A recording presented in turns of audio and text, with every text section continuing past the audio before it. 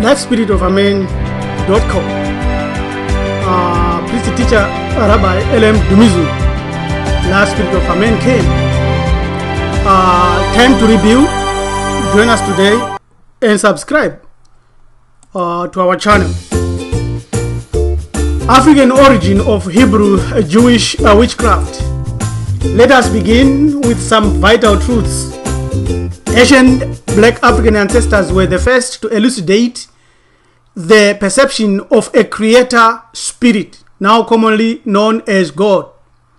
They also went further to define human beings as Muntu, so-called Bantu today. This was defined in terms of a spirit container. We're showing here the popular logos involved in this understanding. Why are we going to look at the witchcraft and witch doctors? Since billions of Africans follow other ways like the Torah, the Bible, Christianity or Islam, we must study this spiritual aspect of Africans deeply.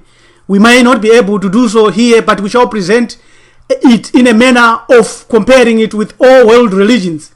You can see there that Christianity has got 2.1 billion. Almost maybe a quarter or half of that are black people. Islam has also 1.3 billion. Almost a quarter or half of that are black people. Hinduism, Confucianism, Buddhism, indigenous religions, that's where we might be, about 300 million. And then traditional African belief system, there's only 100 million.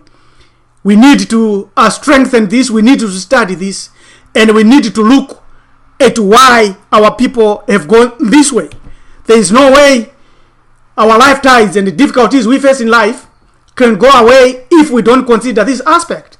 Thus, all major life glitches, evident and clandestine, intentional or not, all problems stemming from political, financial, socio-cultural or otherwise, bedeviling all black people or individuals can effortlessly be diagnosed and the solutions be given.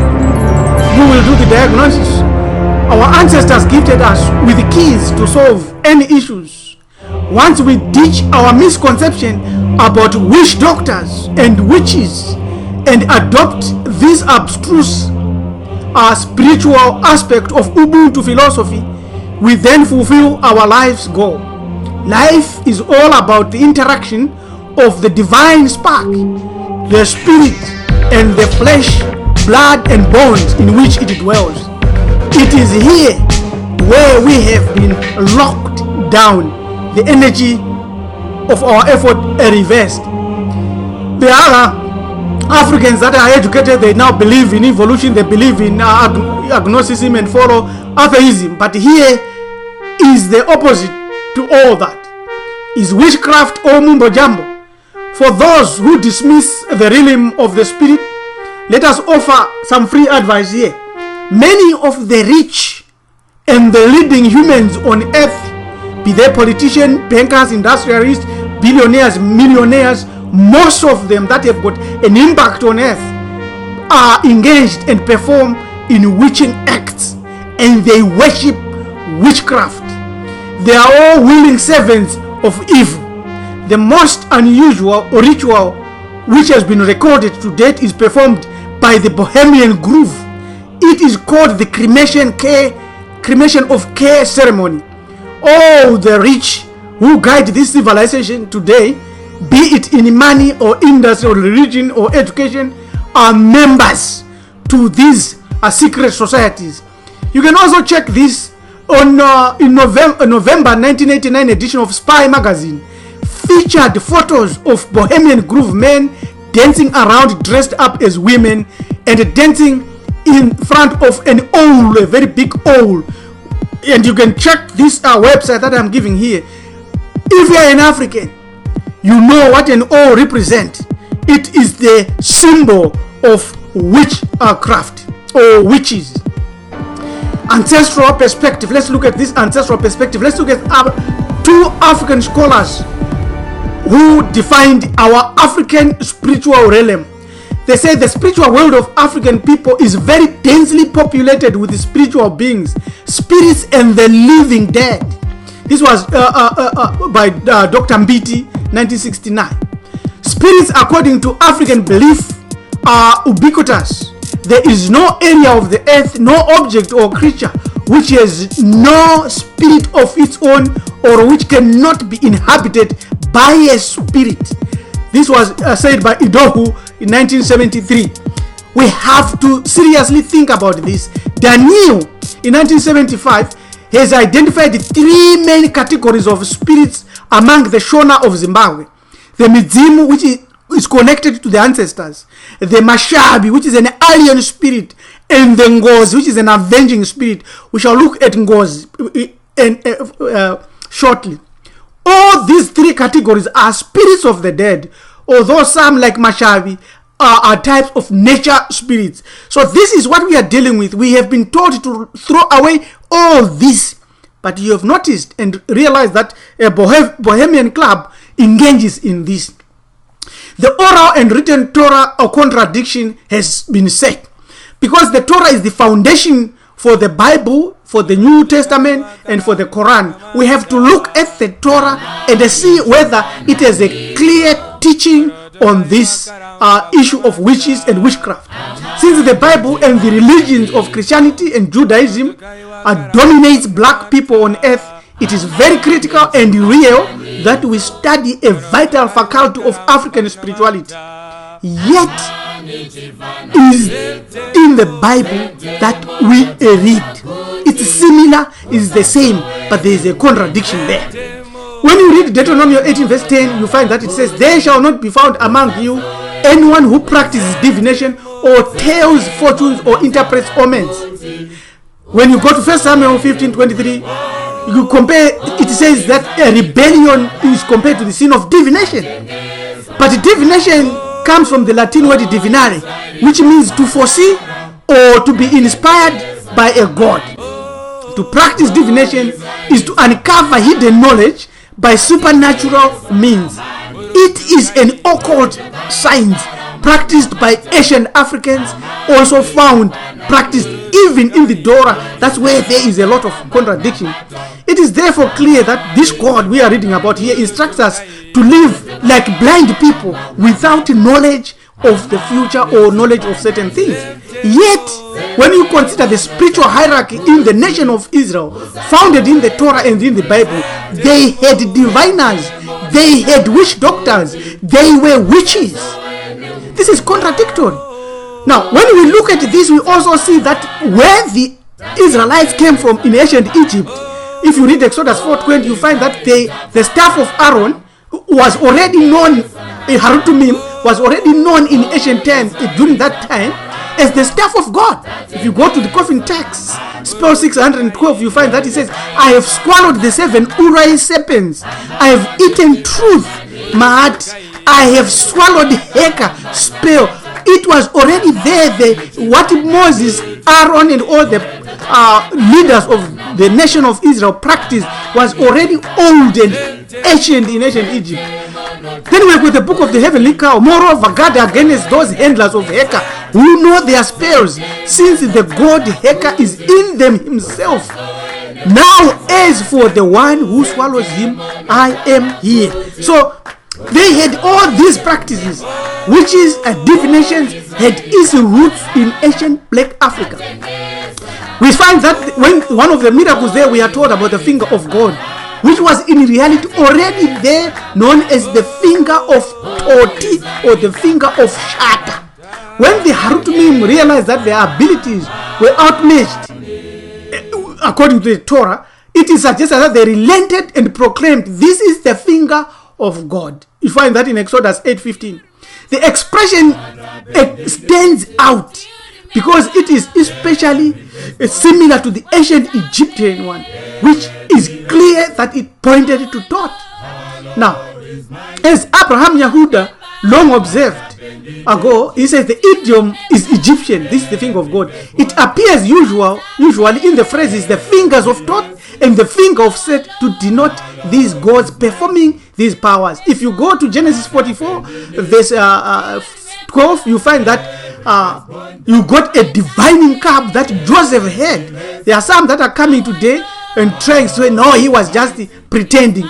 Joseph was a diviner. There is no way you can explain that. This is the diviner's cup. You see here, this is the doctor using the diviner's cup to find the guilty one, and it becomes a magnet and attaches to the guilty witch who will be removed from society. Ancient African healers. Therefore, we have seen that there's a contradiction that has already been said. Oral history concedes that African doctors from ancient times were capable of reading the needs in individuals and society. They also sourced working corrections or solution to all problems. All problems were solved through these people. How did they do that? They were able to find the source of the problem, or the source of the problems. In the Torah, we find clear-cut examples of how to solve some spiritual problems. Consider the issue of avenging angry spirits. We're dealing with ngozi, or the guilt of innocent blood. Avenging spirit, you find that in Deuteronomy 21. If anyone is found slain in a place and there are no witnesses, they measure to the nearest city, and they would ask the elders of that city to supply a heifer which had never pulled a yoke, and they took this heifer to the river and break its neck, and they would take certain herbs and certain concoctions and wash their hands over it and repeat the words that they had not done anything. They know nothing about this death.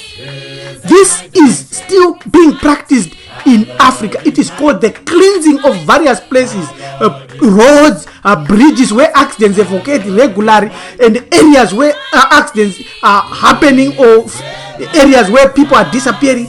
Africans would take a heifer and break its yoke, its neck, and repeat this word. Why not just praying? Why use these elaborate means? Another example of the guilt of innocent blood comes from 2 Samuel 21:1-22. There was a famine in the land which continued for 3 years. When David inquired of the Lord, he, however, found that the famine was as a result of Saul's sin against the Gibeonites, whom he killed and destroyed. What did David do? He invited the Gibeonites, consulted with his priesthood, and asked them what could be done to atone Saul's sin, to reverse the famine. The Gibeonites demanded that 7 men of Saul's sons be delivered to them for hanging, and these people were hanged. Why? How could this be so? The reason for this is that in ancient Africans, avenging spirit, commonly known as ngozi or ingwendele by the Shona people in Zimbabwe, are one of the most feared and mysterious spiritual manifestations. Denying the existence of ngozi would be comparable to burying one's head in the sand and ignoring reality. In this perspective, all our ancestors who perished in the Atlantic slave trade and many other murders which we don't know today, or those that have been sent to unnecessary wars on earth, they present a difficult and very challenging spiritual cloud amongst every African, on top of every black person who walks. Some of the things that before black people are because we have not corrected these injuries or these spirits. They need to be redirected. But why then does the Torah and the Christian Bible and many others say we shouldn't do this? Could there be an ulterior motive? They teach us never to use divination, yet secretly they practice divination. Could this be a military or psychic warfare? You damn it is. Let us look more at this African traditional belief system. Look at the spirit of jealousy. When you feel jealous about your wife or anybody, this is how it is dealt with. This is how it was dealt. I want to point out that this issue comes from Numbers chapter 5. You find that there is a word there, the bitter waters, or sota. That they say sota, but we know in Bantu is shotwa. If you have been shotwa, kanwa shotwa, this is how you should do concerning your woman. A woman who has been suspected, or if you feel your woman is engaged in adultery, you go and take bitter waters. If a man's wife strays and there are no witnesses, the husband must bring his wife to a priest. The priest takes sacred water in earthenware vessels. He tells the woman that if she did not stray, she will be innocent of the bitter waters that possesses the cursing power. But if she strayed, she will be cursed. Compelled to drink from the bitter waters, if she is guilty, she will die a very painful death. This is used even for witches. This was used even to find criminals, to find those who have stolen. There is still practice in Africa today. If she was innocent, the bitter waters would have no impact. This was trial by ordeal. The priest shall write, if you read verse 26, the priest shall write these cases on a scroll and shall wash them off with the waters of bitterness. Then he shall make the woman drink the water of bitterness that brings a curse, so that the water which brings a curse will go into her and cause bitterness. Then the priest shall take the grain offering from the husband and offer it to the Lord. This is still practiced in Africa. Let us look at some definitions that we find in the Bible. Consider some definitions from Deuteronomy 18. When we look at the word divination, divination is a means for extracting information or guidance from a pagan god. But we see this is what we need. Remove the pagan god, you can have an art to find what is happening tomorrow. This is wisdom. An observer of times, or mionin, who is muoni, is one who imagines, or one who can see, or one who can foretell by means like clouds and planets, events of the future. An enchanter is a diviner, either by means of serpents or by examining the entrails of beasts, the flight of arrows or the flight of birds. And then a witch, we looked at that last time, it's Makashope, one who uses magical fumigations. It is in the New Testament the term rendered sorcery originates from the same Greek word which in English today gives us the word pharmacy. Obviously, when you go and buy drugs, you are dealing with sorcery. So on one hand, Christianity says we should not engage in witchcraft, and then on the other hand, they go to the pharmacy and drink drugs made by witches or made by pharmacists. What's going on here? Witch or makeshepa denotes a form of magic. The roots to cut up thus may refer to one who cuts up herbs and brews them for magical purposes, which is pharmaka in Greek, which is also drug, which is the industry. When you drink a tablet, when you drink a chemical, when you go for a vaccination, you have engaged in witchcraft. There are no two ways about that. The term is used in Micah 5:12 for some such material as drugs or herbs used superstitiously to produce magical effects. That's what they do. It's magic. Your headache is gone. It's magical. The noun therefore means enchantara or sorcerer. Now, it might be feminine, but still it's pharmakia, which is pharmacy. Now, a charmer or shave or chavera is one who uses spells or peculiar conjunction of words or tying knots or strings or other tools, charming a spirit. Then a consulter with familiar spirits. The Hebrew is shoya, which we know in Bantu as shai or shav. It involves that spirit which is brought in to effect a change or to assist an individual. Now, most of the problems we have today are people who uses these shais to pretend that they are witch doctors, yet they are not. Doresh El Hamayin theme is a necromancer. He deals with the dead. Now, more from the oral Torah. The man who practices actively the divine law as stated in Leviticus, thou shalt not suffer a witch to live, a law which was incorporated in the laws of England, that later spread and even engulfed the Bantus, is a law of the God of the Christianity or of the Old Testament. That person is a worthless fake. Contemporary African witchcraft and its European and Celtic counterparts, you can look at Montague and all these writers, are so similar as to force the student to the belief that they originated from the same archaic source, which is ancient Africa. One is impelled to the conclusion that witchcraft was the precursor of religion, which came into its own as the only sure means to combat against the spirits of evil. Therefore, the Inyanga, the shaman, or the Sangoma stands in the position of high and the only high priest in African religion. You can twist that statement as much as you want, but it remains as a fact. The suppressors of the witch doctors are, in our African way, the enemies of God. Let's give more details. Again, we must repair to the Old Testament, where the definition is quite plain. A witch or a wizard, as we are told herein, is one who possesses or consults with a familiar spirit. We are at once in a difficult position. In the New Testament, there is an ordinance that you must test the spirits. How can we test the spirits unless we consult with them? And if we do consult with them, we are, according to the 4th book of the Bible or the Torah, witches. And therefore, according to the same inspired authority, we should be stoned to death. There is another difficulty here.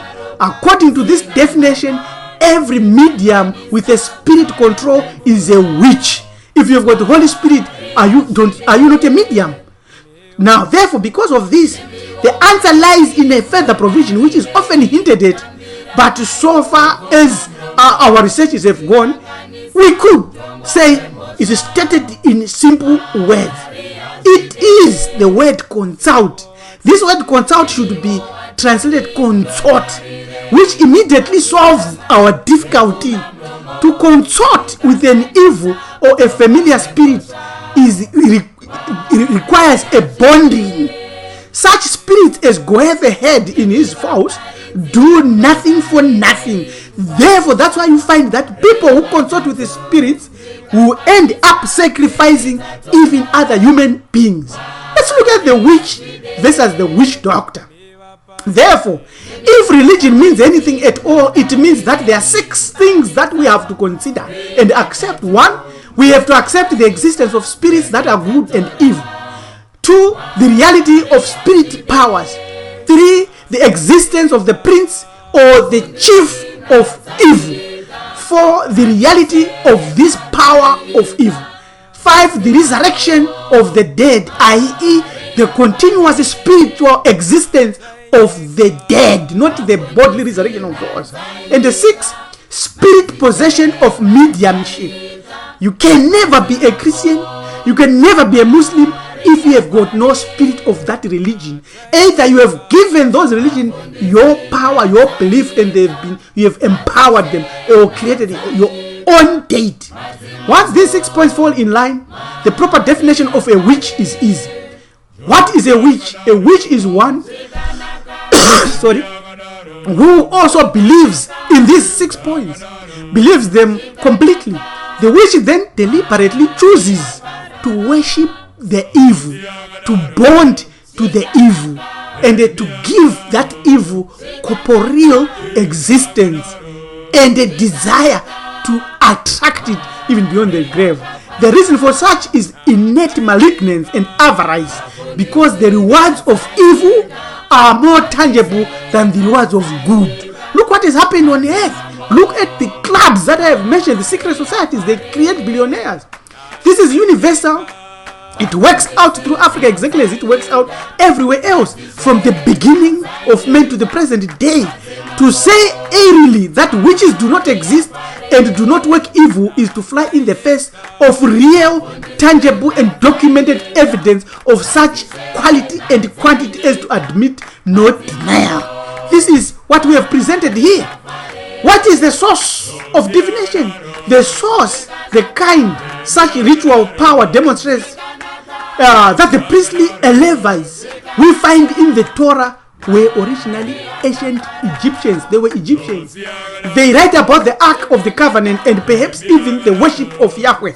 It is their story, the exodus from Egypt, which today is told as Israel's narrative of national origins. Such a close knowledge of Egyptian rituals and literal texts and reading hieroglyphics also explains why many of the individuals connected with the early Israelite priesthood possesses Egyptian names. Aharoni, Asi, which is similar to Ausari, Hofuni, which is Ufunani, Hura, which is they have removed the NA and say Hu, is Hura, Mariam, Mzizi, called Moses, Phinehas, which means to his. Does divination work? The truth is that you're using the You are using the divine spark, which is resident in your flesh, bones, and blood. This is the reason why divination may work. It may not work if you lock this and try to use your only flesh. The software is the spirit. The hardware is your body. You can't use the hardware without the software. You have the free will and power to decide how powerful it is. You can also decide not to use it. Thus, Christianity is suggested that it is devilish, and if you follow that, you will never use it. That is right. It does not matter what method of divination you use. Sorry. All it comes down to is your ability to trust yourself. Now, the power. All divination is principally decoding spiritual energy. Divination tuning involves the tuning to the energies. Then you are allowed to perceive intimate details about the direction your life or other people's lives are currently headed to in this life. Would you desire to be involved in divination? The choice is yours. But remember this: the best psychics in the world are only 86% accurate. That is because we all have the ability to create our own reality. And divination is one of the tools we must use to create that reality. And we all can make choices in our lives to change an outcome we don't want. Therefore, for us to know the outcome, we have to do it because of divination, using the divine spark inside us. Which culture? The belief which dominates Africans today, whether it is from Shintoism, Brahminism, Hinduism, Confucianism, Mohammedanism, which is Islam, Christianity, and the rest. Their belief now, though, is that the witch must be stoned and removed. Now, though, the witch doctor performs acts which come apparently very close to witchcraft. The witch doctor is not a witch. He is the whole hierarchy, sacerdotal and the legal, the magistrate and the exorcist par excellence, who has ever fought against the power of evil spirits in high and low places from time immemorial. So long, therefore, as spirits exist and the fear of demons and sorcery and witchcraft make up so great a part of the African religion, we should have the Yombokas, the Katepas, the shamans, the Ngangas, the witch doctors, because they are essential. It is surely obvious that we should be enlightened on this and just look at this difficult. We know that in this world we prosecute and persecute the high priests, the diviners of witches and sorceries, and protect the witchcraft suppression act. This is how we have been defeated. We are here to say, let's go back, let's look at this, and let's seriously stand again on this as our truth. Thank you. Subscribe and tell others. Usually Hebrew Ethics, Life Spirit of a Man.com. Thank you. Goodbye.